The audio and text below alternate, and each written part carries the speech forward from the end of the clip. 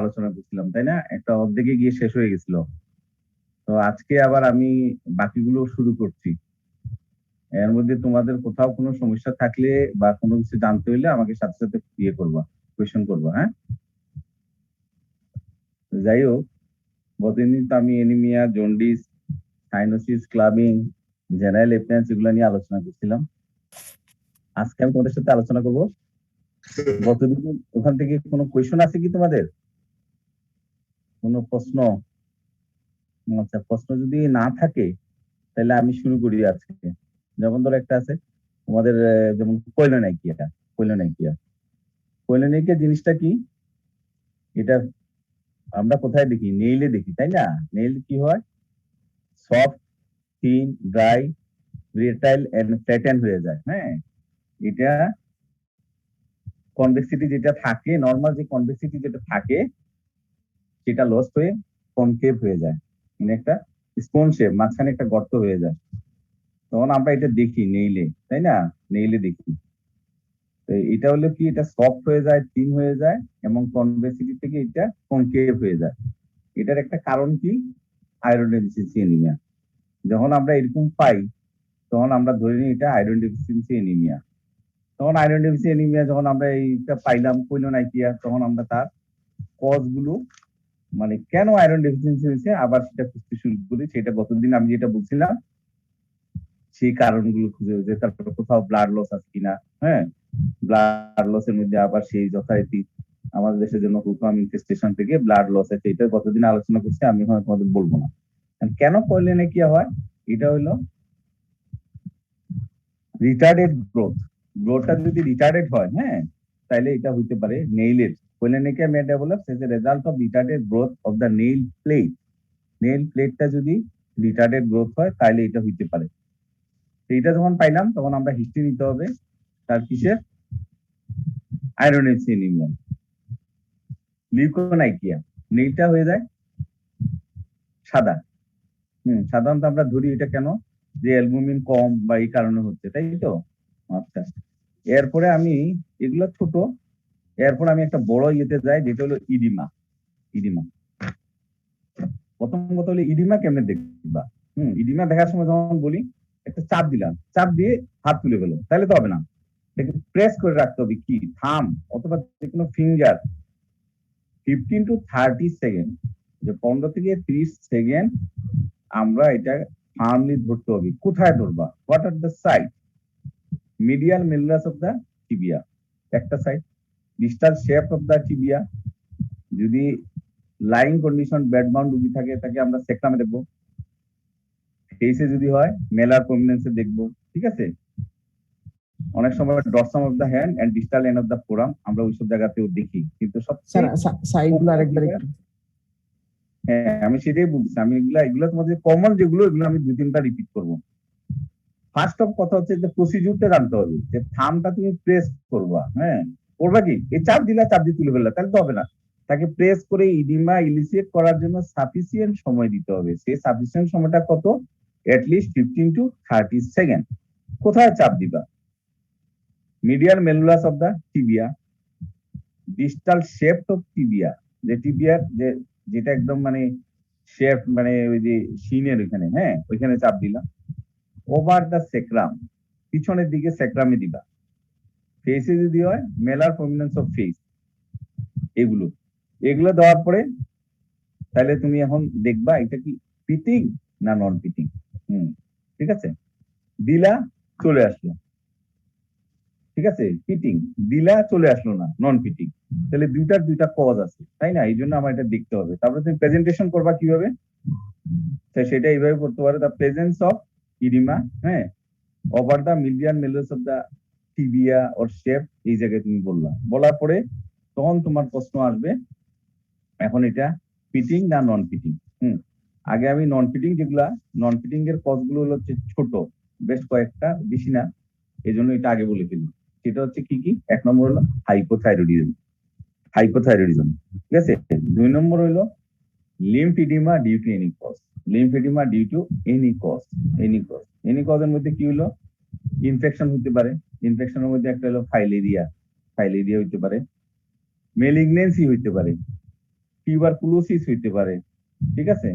Congenital যেমন lymphatic developmental anomaly যদি হয় তাহলে এগুলোর জন্য হতে পারে, ঠিক আছে, অ্যালার্জির জন্য হতে পারে। তাহলে দেখো নন পিটিং ইডিমা, নন পিটিং ইডিমার কজ কি কি? একটা হচ্ছে, এক নম্বর হচ্ছে হাইপোথাইরয়েড, দুই নম্বর বলবা লিম্ফিডিমা ডিউ টু এনি কজ। কি কি লিম্ফিডিমা ডিউ টু এনি কজ? একটা হলো ইনফেকশন হতে পারে, ইনফেকশনের মধ্যে আমরা সাধারণত বলি ফাইলেরিয়া হতে পারে, টিউবারকুলোসিস হতে পারে, মেলিগনেন্সি হতে পারে। কনজেনিটাল অ্যানোমালি যদি হয় তাহলে কনজেনিটাল অ্যানোমালি এগুলোর জন্য হতে পারে। আচ্ছা, এখন আসো যে আমরা যেটা কমনলি যে ইডিমা গুলো পাই, ফিডিং ইডিমা যেটা আমাদের কজ, সেই কজ গুলোর মধ্যে একটা ব্রড হেডলাইন, হ্যাঁ ব্রড হেডলাইনের মধ্যে আমার কি কি হবে? এক নম্বর হচ্ছে তোমার ইনফেকশন, এক নম্বর হলো তোমার কার্ডিয়াক কজ, হ্যাঁ, কার্ডিওভাস্কুলার কজ।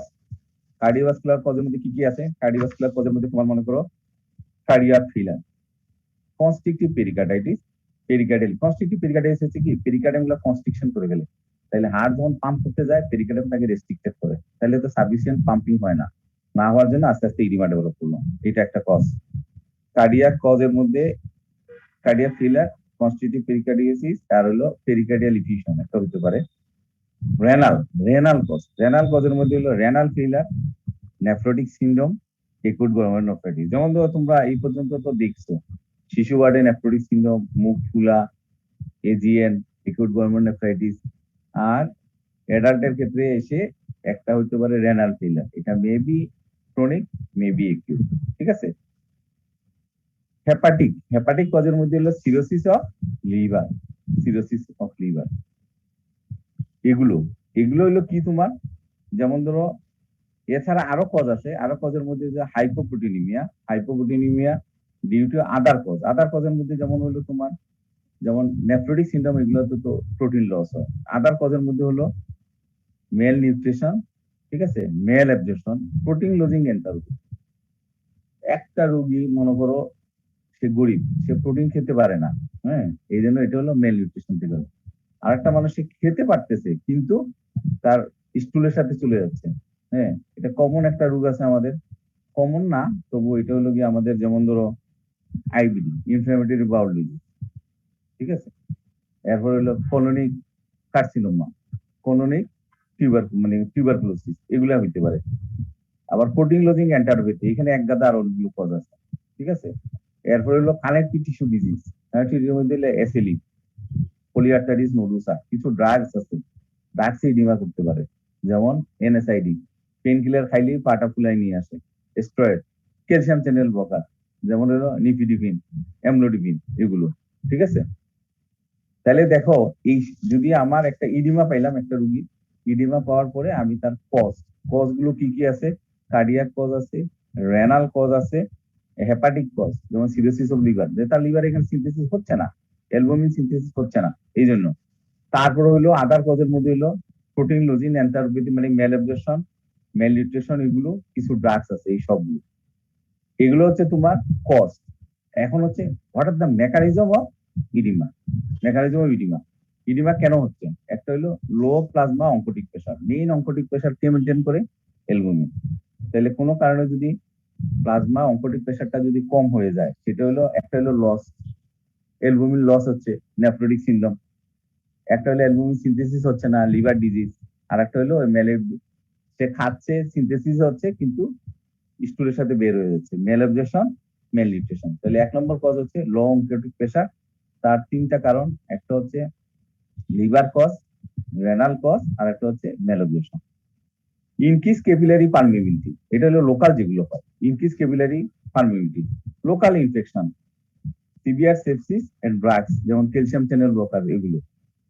আর একটা হচ্ছে যে তোমার এটা হলো 2 number mechanism. 3 number increase hydrostatic pressure, ঠিক আছে, ইনক্রিজ হাইড্রোস্ট্যাটিক প্রেসার। এই তিনটা মেকানিজম হচ্ছে তোমার ইডিমার। তাহলে ফার্স্টে ইডিমা নিয়ে যদি আমি এজ এ হোল যা বললাম, এটা একটা সামারাইজ। একটু বলেন কোনটা? 2 নাম্বার কষ্ট স্যার। ইনক্রিজ ক্যাপিলারি পারমিবিলিটি, এটা আমি তোমাকে বলি, এটা তাহলে একটু বলেই ফেলি।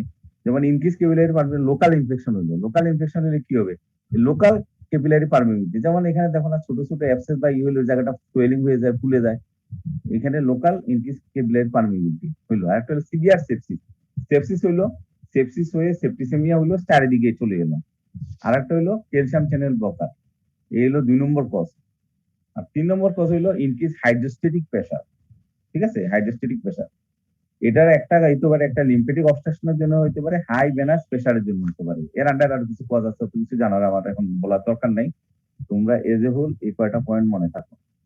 তাহলে প্রথমে আমি ইডিমা আইডেন্টিফাই করলাম, তার সাইট অফ ইডিমা দেখলাম, তারপর তার আমি কজ নিয়ে আলোচনা করলাম, তার মেকানিজম নিয়ে আলোচনা করলাম।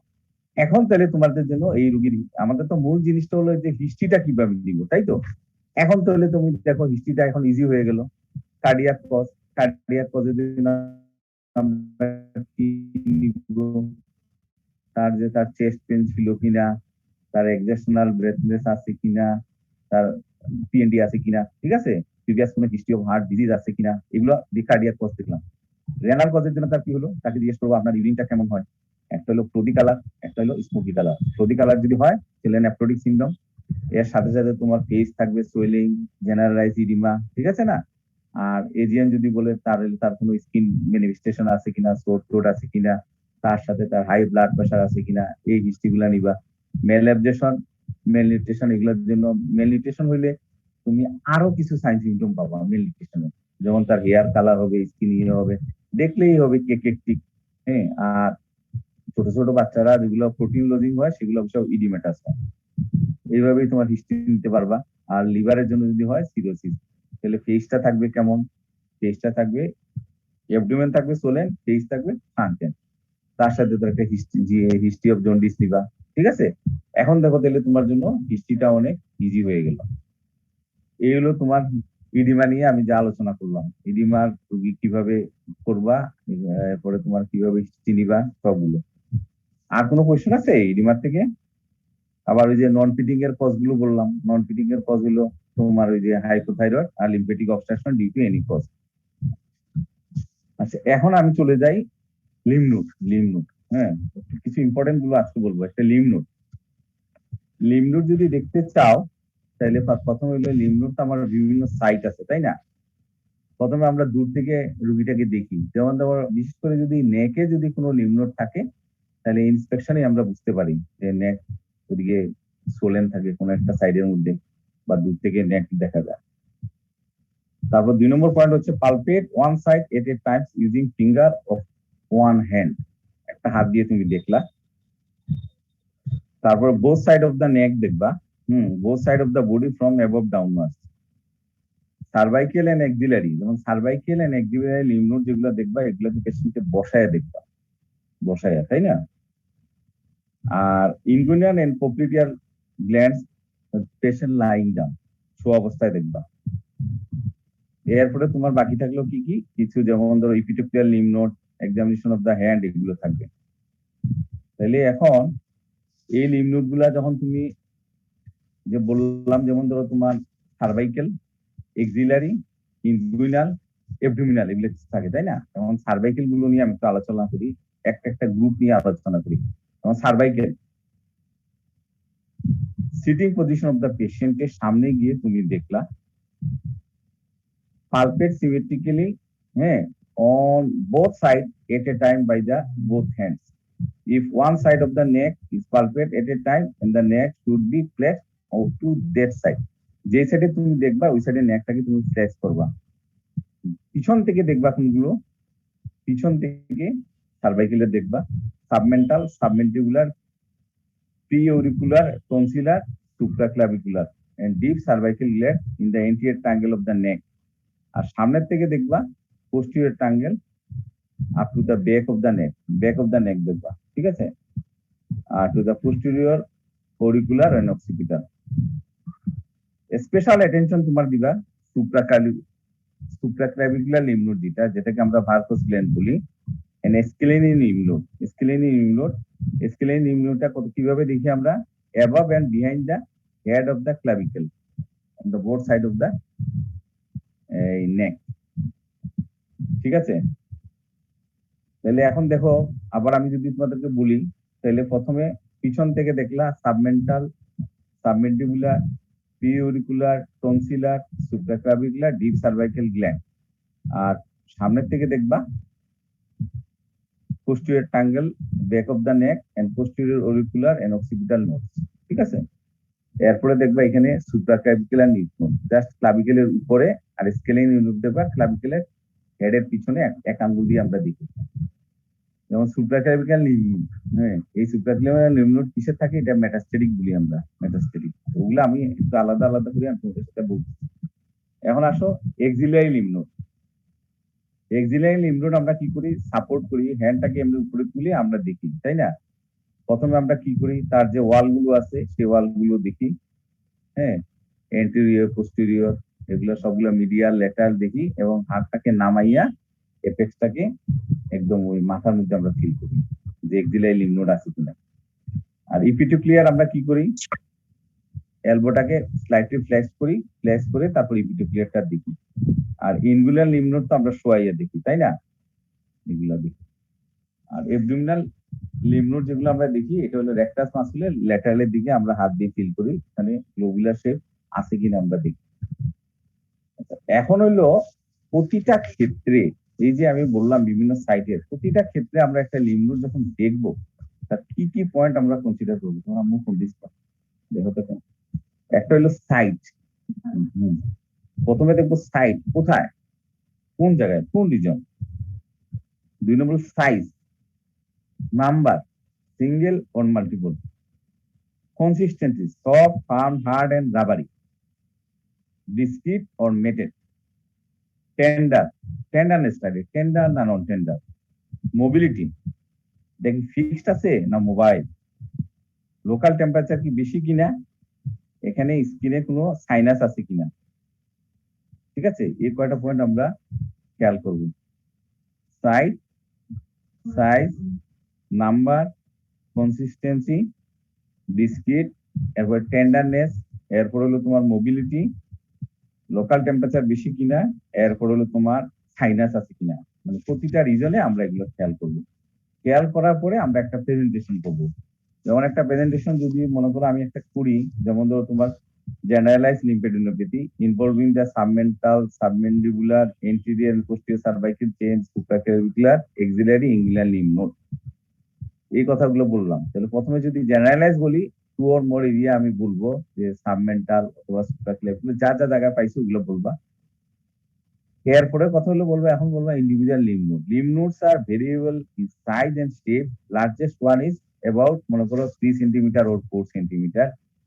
কোন জায়গায়, inguinal region, rubbery, inconsistency, non tender, discrete. এরকম একটা বর্ণনা দিলে আমরা বুঝে ফেলবো এটা একটা লিম্ফোমার জন্য তুমি বলতে যাচ্ছ, তাই না, লিম্ফোমা। এরকম একটা বর্ণনা দেওয়ার পরে তখন হয়তো তোমাকে এক্সামিনার জিজ্ঞাসা করবে, এখন তুমি আমাকে বলো যে হোয়াট ইজ ইউর ডায়াগনোসিস। তখন তুমি বলো সাহেব সাম ডিফারেন্সিয়াল ডায়াগনোসিস। তুমি যদি রাবারি বলো 1 নম্বর লিম্ফোমা বলবা, তুমি যদি মেটেড বলো তাহলে টিউবারকুলোসিস বলবা, যদি তুমি হার্ট বলো তাহলে তুমি মেলিগনেন্সি বলবা, মেলিগনেন্সি মানে কি মেটাস্টেটিক বলবা। তুমি কি বলতেছো সেটার উপর তোমার ইয়ে পড়বে। এইরকম একটা লিম্ফ নোড পাওয়ার পরে তুমি তখন বলবা কি, তোমাকে তো জিজ্ঞেস করবে ডায়াগনোসিস আগে, তুমি আর বলতে পারো I want to see the relevant. কি কি রিলিভেন্ট দেখতে চাও। তোমাকে যদি শুধু সার্ভাইকাল রিজন দেয় তাহলে তুমি বলবা sir I want two examine the other reason of lymph node. তাহলে লিভার স্প্লিন দেখতে চাও, এনিমিয়া, বনি টেন্ডারনেস আছে কিনা, এগুলো। স্কিন কন্ডিশনে দেখতে চাই, স্কিন কন্ডিশন কি, আদার অর্গানোমেগালি আছে কিনা, এইগুলো বলবো আর ঠিক আছে। এখন হলো আমি 2-4টা কজ বলি, যেমন ধরো সার্ভাইকাল লিম্ফেডিনোপ্যাথি, এখানে কমন কজ কি, যেমন টিউবারকুলোসিস হইতে পারে, লিম্ফোমা হইতে পারে, লিউকেমিয়া হইতে পারে, মেলিগনেন্সি হইতে পারে, শর্ট স্টে যদি ফিভার থাকে তাহলে আমাদের ইনফেকশাস মনোনিউক্লিয়াসিস হতে পারে, রিকেশিয়াল ফিভার হতে পারে, এগুলো অনেকগুলো কজ। এই জন্য লিম্ফ নোডের কজ বলে শেষ করা যাবে না, অনেকগুলো কজ হতে পারে। তবে ডিসচার্জিং সাইনাস যদি থাকে তাহলে ডিসচার্জিং সাইনাস থাকলে আমাদের কজ হলো বেশি না। ডিসচার্জিং সাইনাস হলে আমাদের কমনলি কজ হচ্ছে গিয়ে টিউবারকুলোসিস, অ্যাক্টিনোমাইকোসিস, অনেক সময় মেলিগনেন্সির মধ্যে টিউবারকুলোসিস ডিসচার্জিং সাইনাস থাকতে পারে। জিনিসটা বুঝছো? তাহলে এই হলো তোমাদের লিম্ফ নোড সম্পর্কে। স্যার ডিসচার্জিং সাইনাসের কজগুলো একটু আবার বললে ভালো হয়।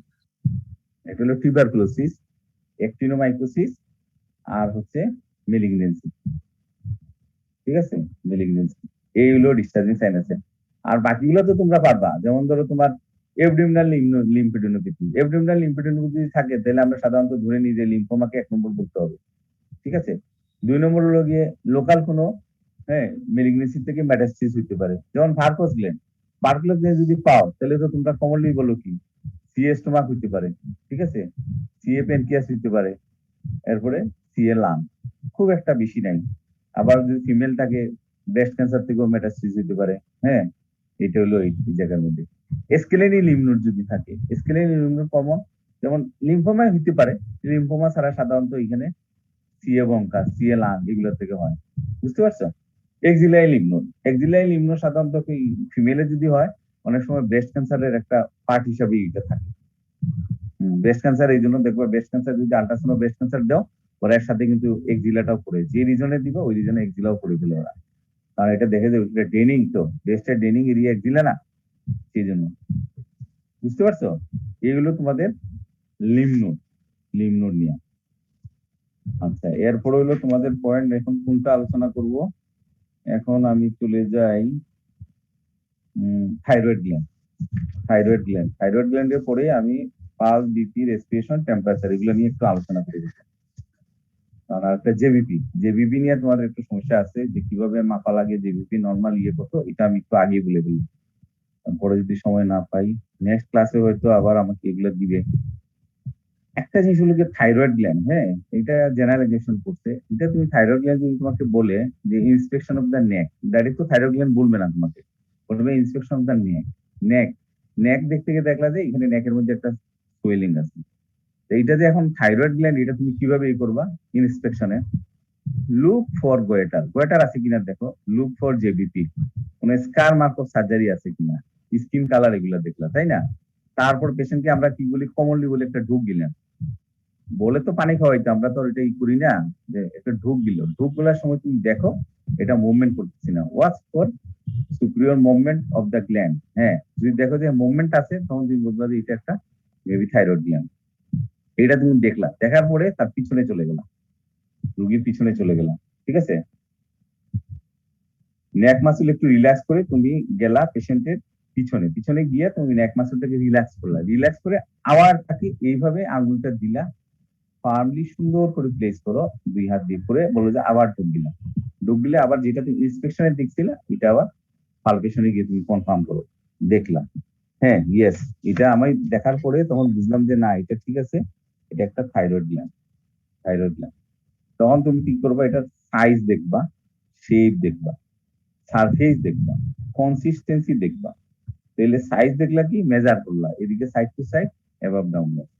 শেপ, এটা রেগুলার না ইরেগুলার নাকি নডুলার, সারফেস দেখলা স্মুথ না ইরেগুলার।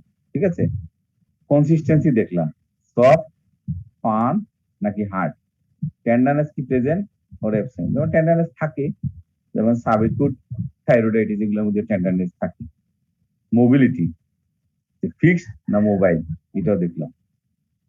দেখার পরে তাকে তখন তুমি দেখলা, এরপরে তুমি তাকে নিচের থেকে পারকাস করে দেখো রেক্টেস্টানাল এক্সটেনশন আছে কিনা। এটা যদি না বুঝো তাহলে আমরা একটা প্যাম্বারটন সাইন করি। প্যাম্বারটন সাইন মানে হাত দুটো উপরে নিই, হাত দুটা যদি উপরে নেই, রেক্টেস্টানাল গোয়েটার যদি থাকে, তাহলে পেশেন্টের সাফোকেশন অফ দ্য ফেস, অনেক সময় সিনকোপও হয়, যে বা তোমার জিডিনেস হয়, যে আমার কেমন কেমন করতেছে মাথায়। তাহলে তুমি এইগুলো হলো থাইরয়েড গ্ল্যান্ডের, এগুলো এক্সামিনেশন করলা। এর সাথে তুমি দেখবা পাশ দিয়ে কোনো লিম্ফ নোড আছে কিনা। হ্যাঁ, লিম্ফ নোড আছে কিনা। তাহলে কি করলা, ফার্স্টে ইন্সপেকশন করলা, সামনে থেকে ইন্সপেকশন সামনে করে বললা আপনি ঢুক দিলেন, ঢুক দিলে তুমি বুঝলা এটা থাইরয়েড গ্ল্যান্ড, চলে গেলা পিছনে, পিছনে পিছনে যাওয়ার পরে আবার আঙ্গুল প্রেস করলা, আঙ্গুল প্রেস করে আবার বললা ঢুক দিল, আবার সে এটা দেখে তুমি শিওর হইলা এটা thyroid gland. Thyroid gland sure হওয়ার পরে তুমি সাইজ, শেপ, সারফেস, কনসিস্টেন্সি, তারপরে হইলো এখন নডুল, কয়টা নডুল, সিঙ্গেল নডুল না মাল্টি নডুলার, হার্ড না ফার্ম নাকি সফট, এগুলো দেখলা। টেন্ডারনেস আছে কিনা, পাশে অ্যাসোসিয়েটেড কোনো লিম্ফ নোড আছে কিনা, এগুলা দেখে নিলা। এগুলা যখন তুমি দেখবা, এগুলা দেখার পরে তুমি এটা শিওর হয়ে গেলা এটা একটা থাইরয়েড গ্ল্যান্ড। হ্যাঁ, তখন তুমি থাইরয়েড গ্ল্যান্ড দেখার পরে তুমি এক্সামিনার কাছ থেকে পারমিশন নিবা, আই ওয়ান্ট টু সি দা, হ্যাঁ, রিলিভেন্ট। কি দেখতে চাও? Thyroid status. স্ট্যাটাস কি? এটা ইউথাইরয়েড স্টেটে আছে নাকি থাইরয়েডোসিস স্টেজে আছে, এটা দেখতে চাও। এরপরে আরো ফার্দার আরো কিছু, যে স্যার আমি আই সাইন, মানে এটা এখন একটা হলো থাইরয়েড টক্সিকোসিস। টক্সিকোসিস দেখার জন্য থাইরয়েড একটা স্ট্যাটাস দেখবা, আর গ্রেভস দেখার জন্য আলাদা জিনিস দেখা লাগবে। গ্রেভস দেখার জন্য কি দেখা লাগবে? আই সাইন, যে প্রপটোসিস আছে কিনা, অপথলমোপ্লেজিয়া আছে কিনা, এগুলো দেখবা। থাইরয়েড ব্রুই, থাইরয়েডে ব্রুই আছে কিনা দেখতে হবে, ঠিক আছে। আর পায়ের মধ্যে দেখবা থাইরয়েড একটোপিসি আছে কিনা, এগুলো হচ্ছে গ্রেভস এর জন্য। আর টক্সিকোসিসের জন্য দেখবা কি, ফিমোর আছে কিনা, এরপরে ইয়ে আছে কিনা, ওয়ান, এন্ড সুয়েটি হ্যান্ড আছে কিনা, এরপর হচ্ছে তোমার পালপিটেশন মানে পালসের রেট দেখবা, এন্ড প্রক্সিমাল মায়োপিটি আছে কিনা, এটা আমরা দুটো হাত তুলে আমরা দেখতে পাবো। হ্যাঁ, এই জিনিসগুলো। তাহলে ফার্স্টে তুমি কি করলা? একটা থাইরয়েড গ্ল্যান্ড তুমি এক্সামিনেশন করলা, বিভিন্ন সাইজ শেপ সবকিছু দেখলা।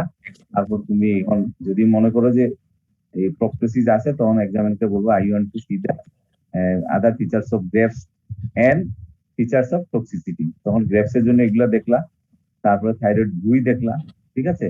তারপর থাইরয়েড একটিভিটি দেখলা, আর টক্সিকোসির জন্য তুমি এই ওয়ার্ম এন্ড সোয়েটি হ্যান্ড, এরপরে পালপিটেশন, টিমোর, প্রক্সিমাল মায়োপিটি, এগুলা সিগন্যাল দেখলা।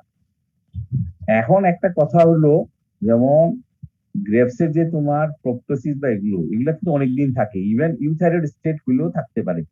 যেগুলো থাকলো কিন্তু টক্সিসিস পাইলা না, এটা তুমি নার্ভাস হওয়ার কিছু নেই, ঠিক আছে। এইগুলো তোমার থাইরয়েড গ্ল্যান্ড। থাইরয়েড গ্ল্যান্ড এখনো তোমাদের কোয়েশ্চন আছে? স্যার বলো। থাইরয়েড গ্ল্যান্ডে স্যার বলছেন যে হচ্ছে প্রথমেই রোগীকে ইন্সপেকশন করতে হবে না স্যার? হ্যাঁ, তুমি সামনের থেকে তো বললাম না, সামনের থেকে ইন্সপেকশন করবা, ওটা তো প্রথমেই বলছি, তুমি এটা মিস করছো মনে হয়। তুমি প্রথমেই ইন্সপেকশন করবা সামনের থেকে। সামনের থেকে ইন্সপেকশনের মধ্যে তুমি তাকে বলবা যে আপনি ঢোক দিলেন, অথবা আমরা নিয়ম হলো যে পানি খান। পানি খেলে তখনই আমরা বুঝি, যদি গ্ল্যান্ডটা উপর নিচে আপ ডাউন করে তখনই তো বুঝবো এটা থাইরয়েড গ্ল্যান্ড, তখন আমি পিছনে যাবো। এই তো প্রথমে আমি গেলাম, দেখো, প্রথমে আমি সামনে থেকে ইন্সপেকশন করলাম, ঢোক গেলে দেখলাম, পরে পিছন থেকে গিয়ে এক্সামিনেশন করলাম, তারপর আবার সামনে আসলাম। আবার সামনে এসে এখানে থাইরয়েড বুই দেখলাম, আই সাইন গুলো দেখলাম, পায়ে দেখলাম, হাত দেখলাম, হাতের মধ্যে টিউমার আছে কিনা, এরপরে সোয়েটি আছে কিনা, এরপরে পালস রেট দেখলাম, এগুলো। তারপরে আমি তার হিস্ট্রিতে যাব। এগুলো দেখার পর তার হিস্ট্রিতে যাব। কি হিস্ট্রিতে যাব? যে তার সে ওয়েট লস আছে কিনা, তার ডায়রিয়া হিস্ট্রি আছে কিনা, হট ইনটলারেন্স আছে কিনা, অথবা কোল্ড ইনটলারেন্স, তখন তো আমি আমার অন্যদিকে চলে যাব, ঠিক আছে। যদি থাইরয়েড এক্সামিনেশন করলাম, পরে সাধারণত টক্সিকোসিসের কথা বললাম, হাইপোথাইরয়েড অনেক সময় বড় থাকতে পারে, ঠিক আছে। হাইপোথাইরয়েড বড় থাকে কোন কোন স্টেজে? যেমন যেমন গ্রেপস এর যদি হাইপোথাইরয়েড স্টেজে থাকে তখন থাকতে পারে, হাসিমোটোর সাইডে থাকতে পারে, ঠিক না, এগুলা থাকতে পারে। অথবা নর্মালি থাকে কি আমাদের ইউথাইরয়েড স্টেজে থাকে। এই জন্য তো থাইরয়েড স্ট্যাটাস তোমাদের দেখতে হবে। তোমরা বুঝতে পারছো নাকি জিনিসগুলো? বুঝতে না পারলে আমি আবার বলবো, বুঝছো? জি স্যার। আচ্ছা, যদি থাইরয়েড নিয়ে বুঝে ফেলো, আমরা এখন চলে যাই একটু পালসে। পালসে চলে যাই। পালস হলো গিয়ে তোমাদের ইম্পর্টেন্ট, ভেরি ইম্পর্টেন্ট। আচ্ছা, পালসে আমরা সাধারণত কি দেখি? একটা এক্সামিনেশন হলো পালসের মধ্যে আমরা দেখি রেট, রিদম, ভলিউম, ক্যারেক্টার, এগুলো সবকিছু দেখি না আমরা? হ্যাঁ, একটা পালসে একটা রোগীর আমরা দেখি rate, rhythm, volume, character, any delay, এগুলো আছে কিনা, তাই তো? আচ্ছা,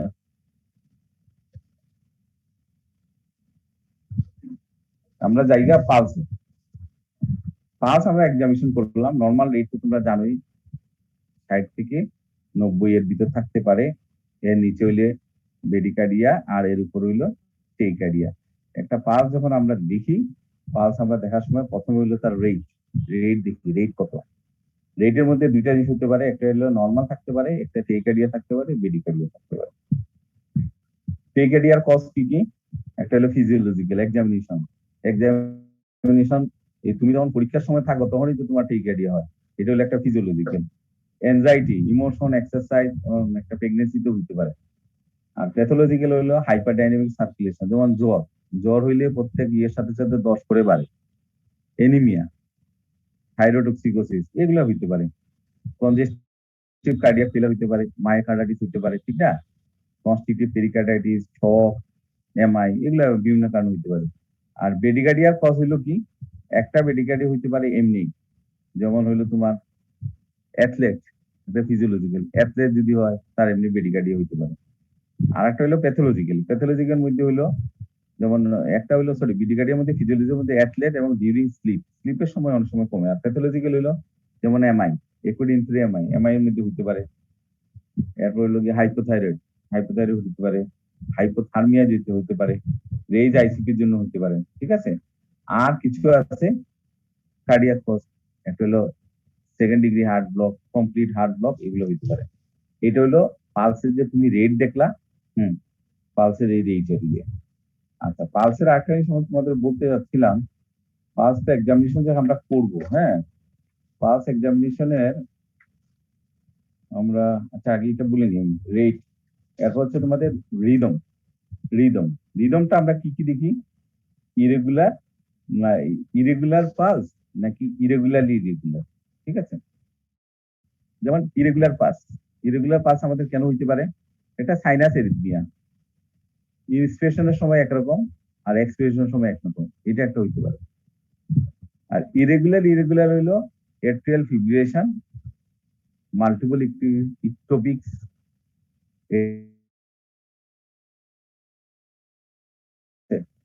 তাহলে দেখো রিদমের মধ্যে আমার হইলো একটা হইলো রেগুলারলি ইরেগুলার, যেমন সাইনাস এরিথমিয়া হইতে পারে।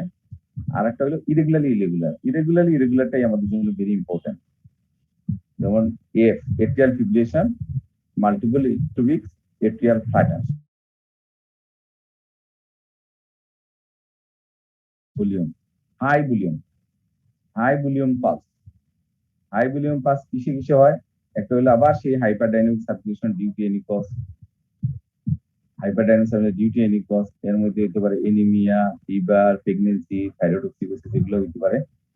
আর ভালভের সমস্যা, aortic regurgitation, PDA and hypertension, এগুলোর মধ্যে হলো হাই ভলিউম পালস। অনেক সময় কিন্তু আমরা রুগীদের আসলো, রুগী আসার পরে মনে করে দেখলাম, দেখার পরে দেখা গেল তার পালস ভলিউম কিন্তু খুব হাই।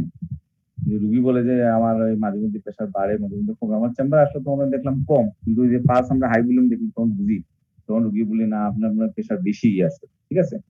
আর low volume pulse, low volume pulse কিসে হবে? একটা হলো shock, aortic stenosis, mitral stenosis, chronic constitutive pericarditis, pericardial effusion, pulmonary hypertension, এগুলো হচ্ছে লো ভলিউম পালস। যেমন শক, শকের মধ্যে সার্কুলেটরি শক হইতে পারে, নিউরোজেনিক শক হইতে পারে, এগুলোর মধ্যে তোমার পালসের ইয়েটা কম থাকে, ভলিউম। এরপর character of pulse, 4 number point, factor of pulse. Factor of পালসটা হলো ইম্পর্টেন্ট।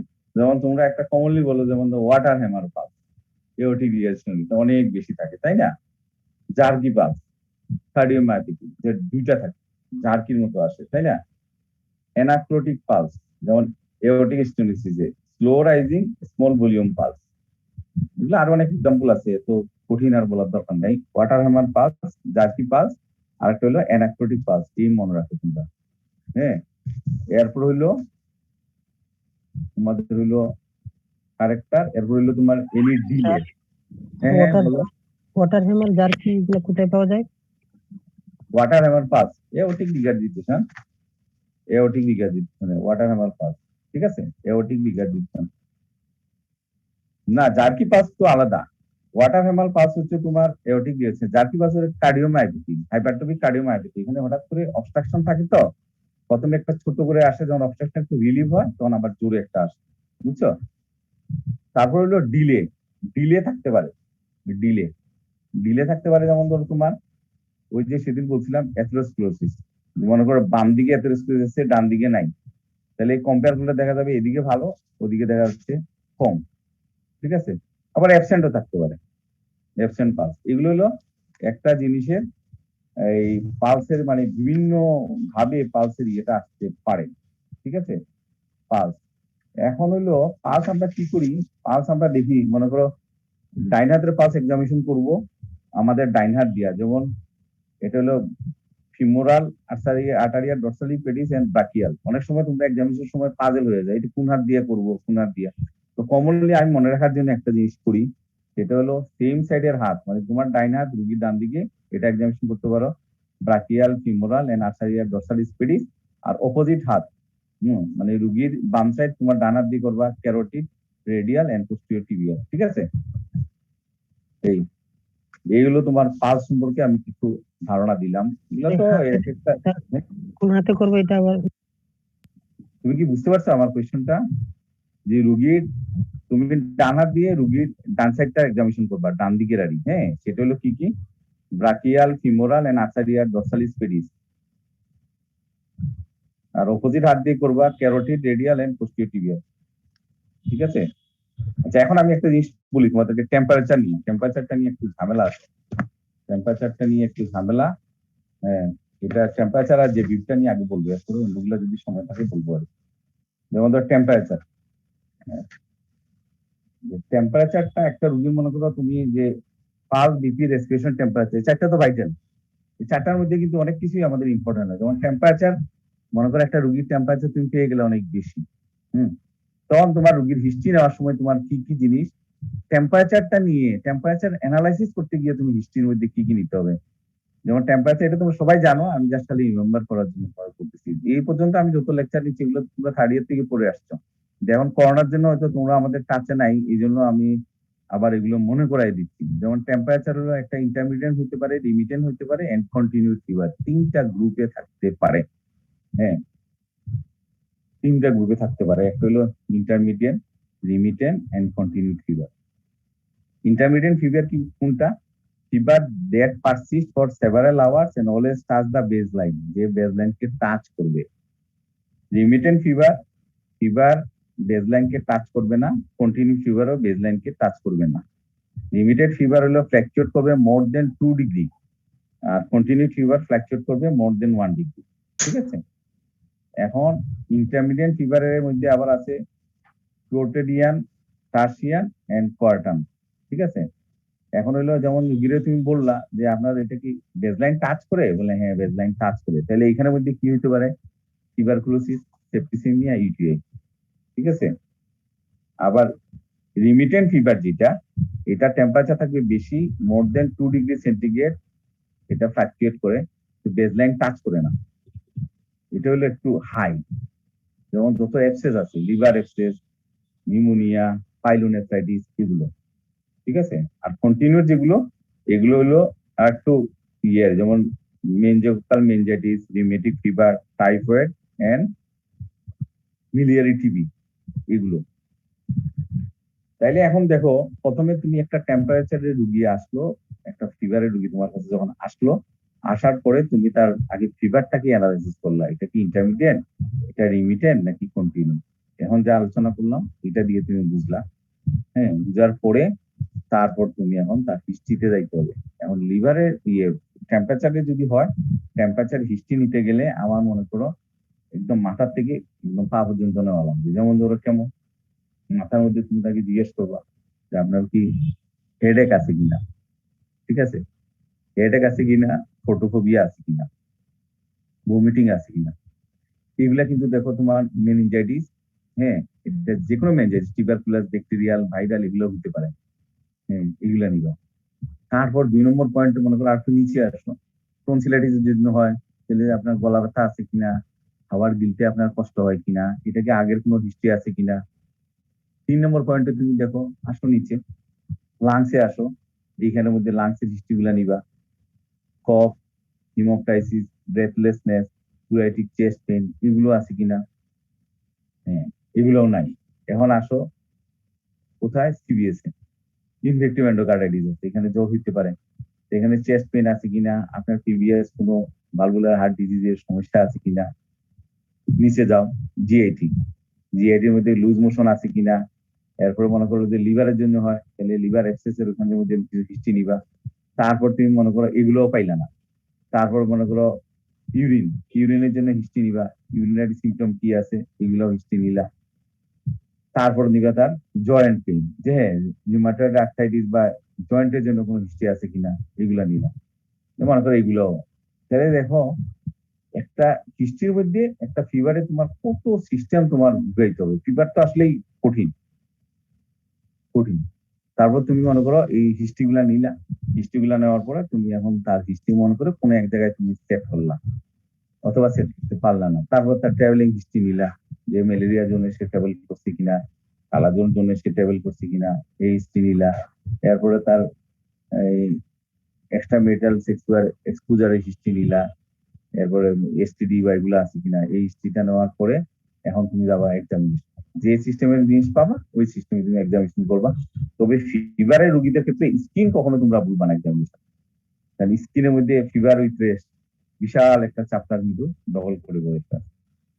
এখন বুঝতে পারছো ফিভার নিয়ে আমি যে কথাগুলো বললাম, আরো তো অনেক কিছু আছে, আমি এত কিছুতে যাবো না। হ্যাঁ, এখন আসো এই ফিভার নিয়ে যে কথাগুলো বললাম এগুলো একটু মনে রেখে তোমরা। হ্যাঁ, এখন আসো আমি তোমাদেরকে একটু জেবিপি নিয়ে একটু আলোচনা করি। হ্যাঁ, জেবিপি ফার্স্ট অফ অল হলো জেবিপি। জেবিপিটা মেজার করবা কিভাবে, এটাই তো সমস্যা। জেবিপি যে মেজারমেন্ট অথবা জেবিপি আমরা যখন দেখি, জেবিপিটা আমরা কিভাবে দেখি, পেশেন্টটাকে সুপাইন পজিশনে করি, তাই না? করে আমরা 45 ডিগ্রি অ্যাঙ্গেলে রাখি, নেক মাসুলটাকে রিল্যাক্স করি প্রপারলি, গুড লাইট থাকতে হবে। এরপরে আমরা তাকে দেখবো between the two heads of sternocleidomastoid muscle, এবং তাকে যদি আমরা দেখি আপার একটা পয়েন্ট থাকে, তাহলে এটা আমরা একটা মেজার করবো, তাই না? তাহলে এখন হইলো গিয়া যে বিপির জন্য তোমাদের যে জিনিসটা দরকার সেটা হইলো, কোথায় গেল যে বিপিটা, এই দ্বারা একটা আমি তুমি দেখাচ্ছি, আমি এটা একটু তোমাদের ক্লিয়ার করে দিব। হ্যাঁ, আমরা সবসময় বলি কি 45 ডিগ্রি অ্যাঙ্গেলের দুইটাকে ই করি, তাই না? 45 ডিগ্রি মানে একটা হাতের উপর রাখি বা পায়ের উপর রেখে আমরা তাকে করি, এটাকে আমরা বলি 45 ডিগ্রি অ্যাঙ্গেল। 45 ডিগ্রি অ্যাঙ্গেলে করি। তাহলে প্রথমে দেখো এই সেন্টার, সেন্টার আমরা কোন জায়গায় করি? Centre at the right atrium কোথায়? 5 centimetre below the sternal angle. Sternal angle থেকে সে 5 সেন্টিমিটার নিচে আছে। আর নর্মাল যে বিপি হলো 2 to 3 সেন্টিমিটার। তাহলে ওদিকে আছে 5, এদিকে হলো 2 to 3 সেন্টিমিটার। হ্যাঁ, এরপরে আমরা মনে করো নর্মাল হাইট আমরা এখানে দেখলাম, তাহলে এটাকে মেজার করতে হবে কিভাবে? এই দুইটা স্কেল নিবা, স্টার্নাল অ্যাঙ্গেল থেকে একটা স্কেল নিবা, একটা ভার্টিক্যালি দিবা, আর এইখানে যে হাইটটা পাবা এটার সাথে মিলাবা। মিলানোর পরে যদি মনে করো এখান থেকে তুমি 5 সেন্টিমিটার পাইলা, তাহলে এখানে 5 সেন্টিমিটার পাইলে নর্মালি কত? এটা 3 সেন্টিমিটার, কিন্তু আমার বেশি থাকলে কত? 2 সেন্টিমিটার। আর নিচে হইলো ওখানে মানে স্টার্নাল অ্যাঙ্গেল থেকে রাইট এটিএম হলো 5 সেন্টিমিটার। তাহলে আমার টোটাল যে বিপি হলো 10 সেন্টিমিটার, আমার নর্মালি থাকে সাধারণত 8, তাহলে যদি 10 পাই তাহলে 2 সেন্টিমিটার রেইজ। এটা হলো রেইজ। এই জিনিসটা বুঝছো নাকি তোমরা? মেজারিংটা একটু আবার যদি বলতেন, মেজারিংটা স্যার। স্টার্নাল অ্যাঙ্গেল, এই যে স্টার্নাল অ্যাঙ্গেল, তো স্টার্নাল অ্যাঙ্গেল থেকে একটা ভার্টিক্যাল একটা স্কেল এইভাবে ভার্টিক্যালি করলাম। হ্যাঁ, আর এইখানে মনে করো তুমি যে বিপির একটা আপার লিমিট পাইলা, ঠিক আছে? এই দুইটাকে এখান থেকে এখানে যোগ করো, এই পয়েন্ট আনো, এই যে পয়েন্ট আসলো এই পয়েন্ট থেকে এতটুকু ক্যালকুলেট করো। এই ক্যালকুলেশন যদি মনে করো 6 সেন্টিমিটার পাইলা বা 7 সেন্টিমিটার পাইলা, ঠিক আছে? 7 সেন্টিমিটার পাইলা, তাহলে নর্মালি হলো তোমার স্টার্নাল অ্যাঙ্গেল থেকে রাইট এটিএম হলো 5 সেন্টিমিটার। তাহলে ওইখানে 5 রিফ্রাকশনটা দেখি না, হলো 2 থেকে 3 সেন্টিমিটার হলো নর্মাল। হ্যাঁ, তাহলে এখানে গেলে কত? 5 আর 3 8, 8 এর চেয়ে যা বেশি পাবা ওইটাই দিস, আর 8 এর নিচে থাকলে মনে করবা এটা নর্মালে আছে। ঠিক আছে, স্টার্নাল অ্যাঙ্গেল থেকে স্যার রাইট এটিএম পর্যন্ত যে 5 সেন্টিমিটার বলছে, এটা তো স্যার মাপা লাগবে না, না স্যার? ওইটা তো নিচে, এটা তো মাপার সুযোগ নাই। জি স্যার, জি স্যার, হ্যাঁ হ্যাঁ, এটা স্ট্যান্ডার্ড। এখন বুঝছো তো? জি স্যার, জি স্যার। এখন এখন হইলো তোমার যে বিপি মনে করো আমি মেজার করলাম, তাই না? যে বিপি মেজার করার পরে এখন আমার কিছু কোয়েশ্চন আছে, মানে যে কোয়েশ্চন তোমাদের বলবে যে হঠাৎ দা এই common cause of raise JVP কিসে কিসে বাড়ে? যেমন কিসে কিসে বাড়ে, একটা হইলো কনস্ট্রিকটিভ মানে congestive CCF, congestive cardiac failure, right heart failure, pericardial effusion, ঠিক আছে, chronic constrictive pericarditis, pulmonary embolism, right tricuspid regurgitation and tricuspid stenosis, pulmonary regurgitation and pulmonary stenosis, এগুলো তো আমার যে বিপিটা বাড়ে।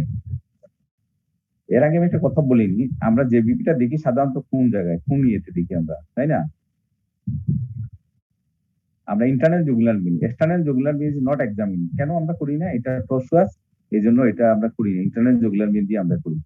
আচ্ছা, এখন হলো যে বিপিটা কেন বেশি হয়, এটা আমরা বললাম যে রাইট সাইডে যেগুলো আছে সিসিএফ, এরপরে pulmonary embolism, pericardial effusion, pulmonary tricuspid regurgitation, tricuspid stenosis, pulmonary regurgitation, pulmonary stenosis, এগুলো সবগুলো। এখানে কতগুলো আছে? প্রমিনেন্ট এ ওয়েভ, ওয়েভ আছে, প্রমিনেন্ট এ ওয়েভ, এগুলো আমরা তো ভালো বুঝি না, কিন্তু জিজ্ঞেস করলে তো বলা লাগবে। প্রমিনেন্ট এ ওয়েভ কিসে কিসে হয়? Pulmonary hypertension, pulmonary embolism, tricuspid regurgitation, tricuspid stenosis, pulmonary stenosis, এগুলোর মধ্যে হয় প্রমিনেন্ট এ ওয়েভ। স্যার আসসালামু আলাইকুম স্যার। হ্যাঁ, স্যার ওই আমাদের তো স্যার ওই যে মানে লেকচারটা তুলতে একটু দ্রুত হইতেছে, তো স্যার ওই যে বইটা, স্যার কোনো বই আছে কিনা যে এই বই থেকে পড়লে জেনারেল এক্সামিনেশন আমরা হচ্ছে তুলতে হবে না বা আমরা দাগায় রাখলাম? এইখানে আমি তোমাদেরকে আমি সত্যি কথা বলি, কিছু জেনারেল এক্সামিনেশন আমি তোমাদেরকে সহজ করে দিচ্ছি, এটা আমার নিজের ভাষায়, এটা বই তো এরকম নাই। যেমন তোমরা আব্দুল্লাহ স্যারের বইতে দেখতে পারো, হ্যাঁ, তারপরে ওই ম্যাকলোয়েডে দেখতে পারো, কিন্তু কোনোটাতে কিন্তু এরকম করে নাই। আমি তো আমার নিজের ইয়ে থেকে, যে আমি আমার যে কি সমস্যা হইতো, স্টুডেন্টদের কি সমস্যা হয়, ওইটার ফিলিংস থেকে আমি এটা বলতেছি তোমাদের। জিনিসটা বুঝছো? কিছু কষ্ট আছে, এগুলো পাবা বইতে, সব বইতেই পাবা। আর এক্সামিনেশন ওরকম করে তো গুছানো নাই জিনিসটা, হ্যাঁ। আচ্ছা, এখন হইলো তোমার প্রমিনেন্ট এ ওয়েভ যেটা বলো, বুঝছো? প্রমিনেন্ট এ ওয়েভ, তাহলে এটাই মনে রাখো, এক্স ডিসেন্ট, ওয়াই ডিসেন্ট, এগুলো দরকার নেই। এখন একটা জিনিস তোমাদেরকে জিজ্ঞেস করে, ভেনাস এন্ড আর্টারিয়াল পালস, এই দুইটার মধ্যে ইন দা নেকের মধ্যে বুঝবা কিভাবে? ভেনাসে দুইটা ওয়েভ আছে, আর্টারিতে ওইরকম দুইটা ওয়েভ নাই, এগুলো বুঝতে আছে। ভেনাসে যেমন আপার লিমিট আছে, এই জন্য তো আপার লিমিট না থাকলে তো আমি মেজার করতে পারবো না, জিনিসটা বুঝছো? এই আপার লিমিট, এটার আপার লিমিট আছে, আর্টারিয়াল কিন্তু কোনো আপার লিমিট নাই, ঠিক আছে? ভেনাসের আপার লিমিটটা ফল করে ডিউরিং ইন্সপেকশন। যেমন তুমি ইন্সপেকশনে জুড়ে নিলা, তাহলে কি হবে? ভেনাস রিটার্ন হয়ে যাচ্ছে রাইট আর্টারিতে, হ্যাঁ, রাইট এটিএম, এই জন্য হয় কি, এটা ফল করে। আর্টারিয়ালের মধ্যে এরকম নাই। ভেনাস ভেরি সুইট পোস্টার, যেমন ভেনাস পালস, যেমন আমরা এখানে অ্যাবডোমেনে যদি চাপ দিই, দেখা যায় এটা রিফ্লেক্স অনেক প্রমিনেন্ট হয়, এটা পোস্টার পজিশনের সাথে এটা চেঞ্জ হয়, আর্টারিয়ালে ওইটা নাই। এই তিন চারটাই মনে রাখো। আচ্ছা, এখন আমি তোমাদেরকে একটু ইয়েতে যাইগা, রেসপিরেশনের দুই তিনটা টার্ম আছে, টার্ম গুলো একটু তোমরা তোমাদের নলেজেই আছে, যেহেতু করোনার জন্য আমরা তোমাদেরকে ঠিকমতো পাই নাই বা কিছু বলতেও পাই না, এই জন্য আমরা একটু বলি। রেসপিরেটরি রেট, নর্মাল রেট কত? যেমন একটা, এই কালকেই আমি পড়াচ্ছিলাম আমার এদেরকে, সিআই মধ্যে, ওখানে আমি যেমন একটা রেসপিরেটরি সিস্টেমের মধ্যে আমার রেসপিরেটরি রেট, পেশেন্ট ইজ ডিসপ্লিক অথবা টেকিপনিক, কথা কতগুলো আছে না? এই কথাগুলো আমরা কিভাবে বলবো? রেসপিরেটরি রেটটা হচ্ছে 14 to 18 নর্মাল, ঠিক আছে? এর চেয়ে বেশি যদি হয় তাহলে টেকিপনিয়া, এর চেয়ে কম হইলে তো আর কমই, হ্যাঁ। তো এখন সমস্যা হলো টেকিপনিয়া কাকে বলে? Rapid respiratory rate, rapid respiratory rate, এটা মোর দেন 25 এর বেশি পার মিনিট। হ্যাঁ, প্রেজেন্টেশনের সময় তো আবার বলা লাগে স্যার পেশেন্ট ইজ টেকিপনিক, হ্যাঁ, রেসপিরেটরি রেট। তাহলে এইটা কেন হয়?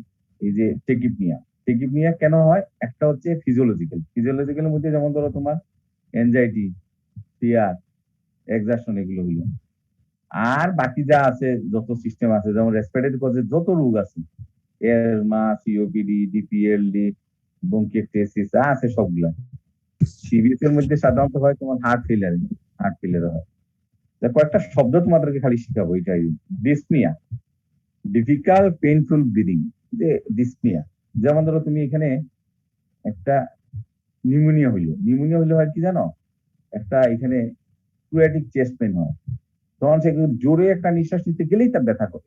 এটা হলো ডেসনি, ডিফিকাল্ট পেইনফুল ব্রিদিং। অর্থোপনিয়া যেমন আমরা বলি, যেমন হার্ট ডিজিজের মধ্যে পেশেন্ট যখন লাইং কন্ডিশনে যায়, তখন হইলো dyspnoea in lying down position. যে যখন শুইতে গেল, তখন দেখা যায় তার ভেনাস রিটার্ন এগুলো আসাতে সে উঠে আবার বসা লাগে, বুঝছো? এটা হইলো অর্থোপনিয়া। টেকিপনিয়াটা হলো ইনক্রিজ রেট অফ রেসপিরেশন, এটা আগে বলছিলাম, তাই না? হাইপারভেন্টিলেশন লাগে ইনক্রিজ ডেপথ অফ রেসপিরেশন, যেমন লম্বা একটা নিঃশ্বাস নিয়ে, এটা যেমন ওই যে সাইকোলজিক্যাল হাইপারভেন্টিলেশন যেটা হয়, বুঝছো নি? তখন আমরা রোগীদেরকে জিজ্ঞেস করি যে আমরা বুঝি যে রোগীর কাশি আছে নাকি, বলে কাশি নাই, ও কি এইভাবে নিঃশ্বাস নেয়? এটা হলো সাইকোলজিক্যাল, হ্যাঁ, এটা হলো ডেপথ অফ রেসপিরেশন, এটাকে আমরা বলি হাইপারভেন্টিলেশন। তাহলে দেখো কয়েকটা কথা বললাম, টেকিপনিয়া, ডিসনিয়া, অর্থোপনিয়া, হাইপারভেন্টিলেশন, আরো অনেকগুলো শব্দ আছে। আচ্ছা, এখন যে জিনিসটা তোমাদের এরপরে হইলো, তোমাদের আর ব্লাড প্রেশার মেজারমেন্ট থাকে, তাই না? ব্লাড প্রেশার মেজারমেন্টের মধ্যে আমরা তো ব্লাড প্রেশার মেজার করি, এটা তোমরা সবাই জানো। এখন একটা জিনিস হলো গিয়া, অনেক সময় হয় কি, যেমন কিছু রোগ আছে, যেমন হলো কোয়ার্কটেশন অফ দ্য এওর্টা, আর একটা হইলো সাকায়োসিস ডিজিজ, হ্যাঁ, এগুলা অনেক সময় দেখা যায় ব্লাড প্রেশার বা এরিথমিয়া, এগুলা দেখা যায় ব্লাড প্রেশার পাওয়া যায় না। তাইলে দেখো অনেক সময় ব্লাড প্রেশার হয়, যেমন ধরো এথেরোস্ক্লেরোসিস থাকলো, অথবা নর্মালি মনে করো ডান হাতে একরকম বাম হাতে একরকম থাকতে পারে, বুঝছো? তাহলে ব্লাড প্রেশার মেজারমেন্টের মধ্যে অনেক সময় ভেরিয়েশন আছে। আর নর্মালি আমরা যেটা করি, যেমন হলো একটা রুগী আসলো তোমার, যে স্যার মাথা ঘুরায় বা এইসব করে, তখন আমরা কি করি, একটা পোস্টারাল ড্রপ দেখি, পোস্টারাল ড্রপ, পেশেন্টটাকে এক পজিশন থেকে আবার যখন স্ট্যান্ডিং পজিশনে নেই, যদি তার systolic blood pressure more than 20 and diastolic pressure more than 10 এর নিচে ফল করে, তখন আমরা এটাকে বলি একটা হলো পোস্টারাল ড্রপ। পোস্টারাল ড্রপের আবার কজ আছে, পোস্টারাল ড্রপ এটা একটু জানতে হবে। পোস্টারাল ড্রপের কজ যেমন hypovolaemia, autonomic neuropathy, Addison's disease, আর কিছু ভেসোডাইলেটর ড্রাগ থাকে। যেমন ভেসোডাইলেটর ড্রাগগুলো আমরা রাত্রে দিই এই কারণে, কারণ যদি পোস্টারাল ড্রপ হয় পেশেন্ট যাতে ইয়ে না করে, এই বাটাই হয়ে যা না করে, পয়জন আসতে। তাহলে এই জিনিসটা দেখো, পার্সেন্টেজ কত জন, তাহলে দেখো ব্লাড প্রেশার মেজারমেন্ট মনে রাখবা, অনেক দুই হাতে দুই রকম থাকতে পারে। আচ্ছা, এটা একটা অনেক সময় নর্মাল ভেরিয়েন্ট। যদি কোনো সময় রুগী কমপ্লেন করে যে স্যার আমার ভাটাই হয়, এরপর ডিজিনেস হয়, খুব উইক লাগে, হ্যাঁ, আচ্ছা, তাইলে কি করবা, পোস্টারাল ড্রপটা দেখবা। পোস্টারাল ড্রপটা দেখতে হবে সাধারণত একটু সময় নিয়ে, একবার সিটিং পজিশন নিলা, 5 মিনিট পরে তুমি স্ট্যান্ডিং পজিশন দেখলা, দেখার পর দেখলা systolic blood pressure more than 20 বেশি ভেরিয়েশন হয়ে গেল, ডায়াস্টোলিক হলো মোর দেন 10 এর বেশি ভেরিয়েশন হলো, তখন তুমি বুঝবা এটা পোস্টারাল ড্রপ আছে। পোস্টারাল ড্রপ কেন হইতে পারে? একটা হইতে পারে হাইপোভোলেমিয়া, রোগী বেশি খায় না, ডায়েটিং করে, তারপর হলো তার অ্যানোরেক্সিয়া, ভমিটিং গুলো আছে, এই জন্য হতে পারে। আবার অ্যাক্সিডেন্টাল ইনজুরির জন্য হতে পারে, অথবা মনে করো তার এনিমিয়া আছে, এই জন্য হতে পারে। আর একটা হলো অটোনমিক নিউরোপ্যাথি, আবার একটা তার কজ আছে, কিছু জানার দরকার নাই। এডিসনস ডিজিজ, এটা সবার মাথায় থাকে স্যার, এডিসনস ডিজিজ, কিন্তু কমন গুলো মাথায় থাকে না। আসলে ড্রাগসের হিস্ট্রি তখন আমরা নেই, যে আপনি কি ভেসোডাইলেটর খান বা অন্য কিছু খান, এগুলো আমরা হিসাব করি, তারপর আমরা করি। তাহলে দেখো আমি এই পর্যন্ত তোমাদেরকে যা করলাম, এই জেনারেল এক্সামিনেশনে। আরেকটার মধ্যে আছে তোমার স্কিনে তোমার মনে করো এটা তো আর পিগমেন্টেশন আছে কিনা, স্কিনের মধ্যে কোনো রেশ আছে কিনা, স্কিনের মধ্যে পারপোরা আছে কিনা, ব্লিডিং আদার স্পট আছে কিনা, ইকাইমোসিস, ফাইব্রোসিস, এগুলো এটা অনেক বড়। এইটা তোমরা অনেক সময় প্রেজেন্টেশনে বলো না, যদি থাকে তখন বলো, নাইলে বলো না, কিন্তু যেগুলো বলো এগুলো নিয়ে আমি সবগুলো নিয়ে আলোচনা করছি। হ্যাঁ, এখন আমার সময় তো শেষ, তাহলে অদূর ভবিষ্যতে তোমাদের সাথে যদি আমার ক্লাস হয়, তাহলে আমি বিভিন্ন সিস্টেম ওয়াইজ এক্সামিনেশন এইভাবে যেভাবে পড়া যাচ্ছে, respiratory system, CBS, GIT, musculoskeletal, আমি এইভাবেই আলোচনা করব। নাকি অন্য কোনো ভাবে চাও তোমরা? ডিজিজ তো তোমাদের সব স্যাররাই পড়াচ্ছে, তাই না?